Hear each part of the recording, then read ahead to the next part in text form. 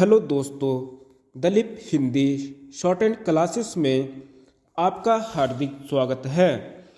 दोस्तों, आज की डिक्टेशन पहले 80 शब्द प्रति मिनट की गति से बोली जाएगी और फिर इसी डिक्टेशन को 100 शब्द प्रति मिनट की गति से बोली जाएगी। डिक्टेशन स्टार्ट करते हैं 5 सेकंड बाद।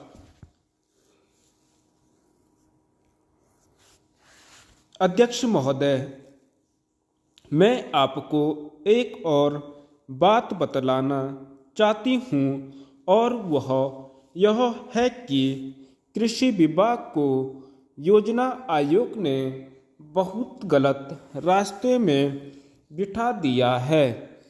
उन लोगों के पास लड़ने के लिए दम नहीं है और देश में खाद्यान्न का उत्पादन बढ़ाने के लिए जो योजनाएं चाहिए और उनके लिए जो धनराशि चाहिए वे उनको पूरी तरह स्वीकृत नहीं करा पाते हैं।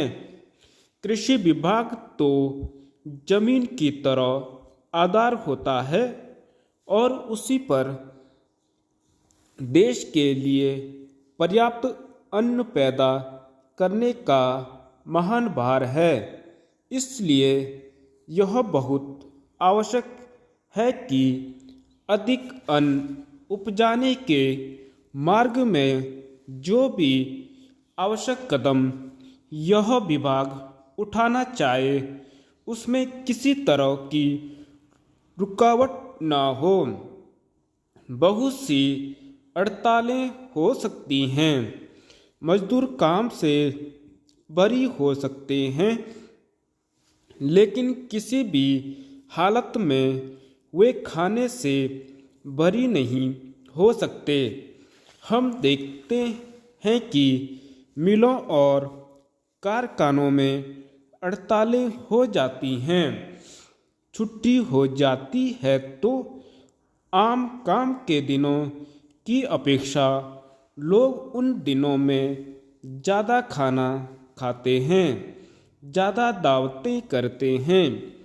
आज यह सर्वाधिक महत्व का विषय है कि हमारा अन्न का उत्पादन उस गति से बढ़े ताकि हम अपनी खपत से अधिक उत्पादन कर उसका निर्यात कर सकें। सरकार तथा इस मंत्रालय के लिए यह समस्या एक बड़ा सिरदर्द पैदा कर रही है। हर एक विभाग में बड़े बड़े अधिकारी बैठे हैं और हजारों रुपए के बड़े बड़े वेतन ले रहे हैं, लेकिन मुझे दुख के साथ कहना पड़ता है कि उनका दिमाग कार्यालय की मिसिलों और कागजों में लगा रहता है। इस विभाग का काम बहुत ही महत्वपूर्ण है।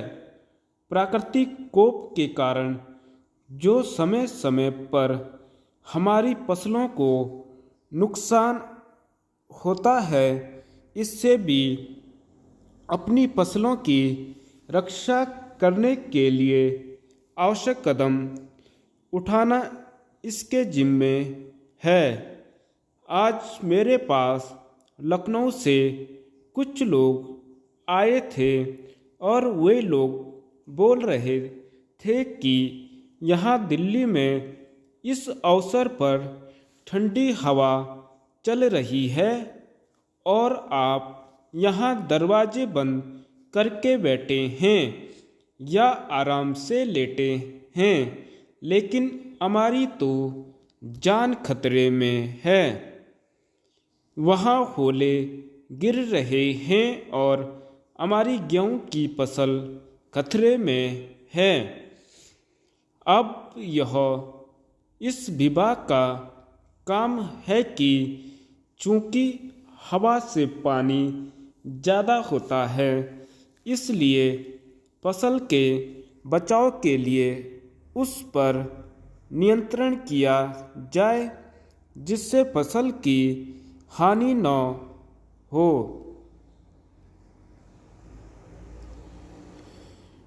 अध्यक्ष महोदय, जिस भावना से मैंने यह बिल पेश किया है उसको विरोधी पक्ष के लगभग सभी सदस्यों ने एक मत से महसूस किया है कि देश में बेकारी की जो समस्या है वह एक भयंकर समस्या है और उसके कारण हमारे देश का विकास, चाहे वह सामाजिक हो, आर्थिक हो या सांस्कृतिक, रुका हुआ है और ऐसी स्थिति में हम आगे बढ़ नहीं सकते हैं।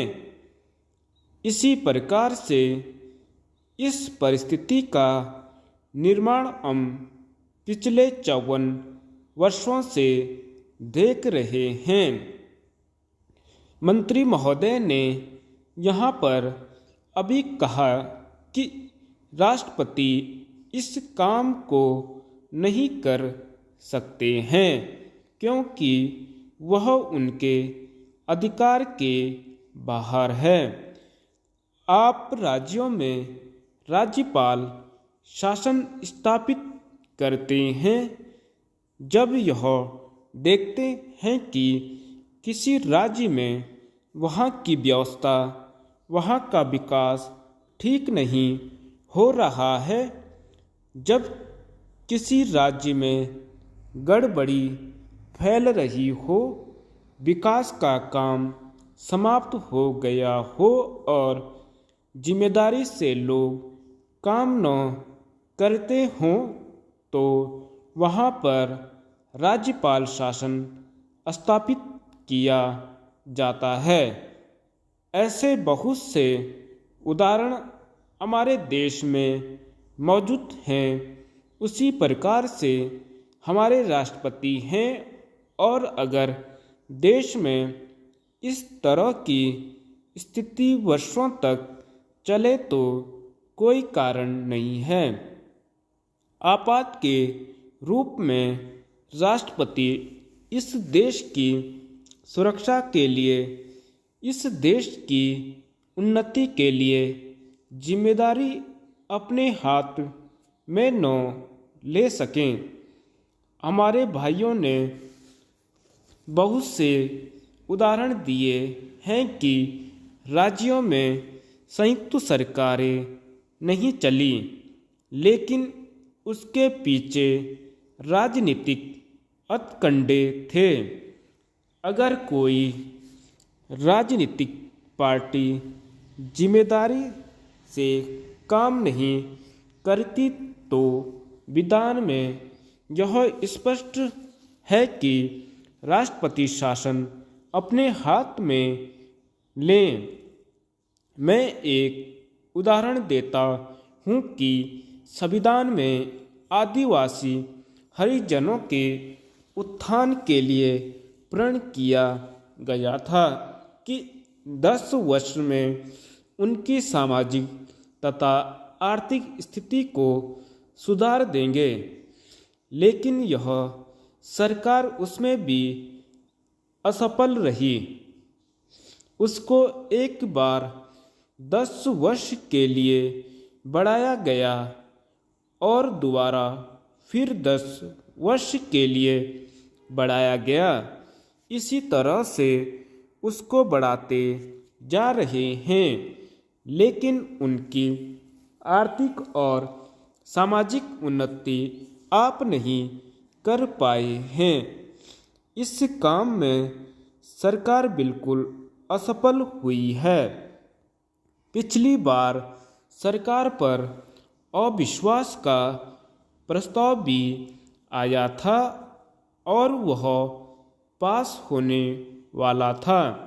इसलिए मेरा कहना है कि हमारे देश में यह जो बेकारी की समस्या है वह एक बहुत ही भयंकर समस्या है।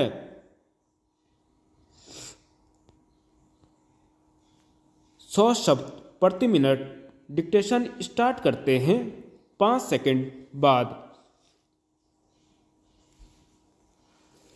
अध्यक्ष महोदय, मैं आपको एक और बात बतलाना चाहती हूँ और वह यह है कि कृषि विभाग को योजना आयोग ने बहुत गलत रास्ते में बिठा दिया है।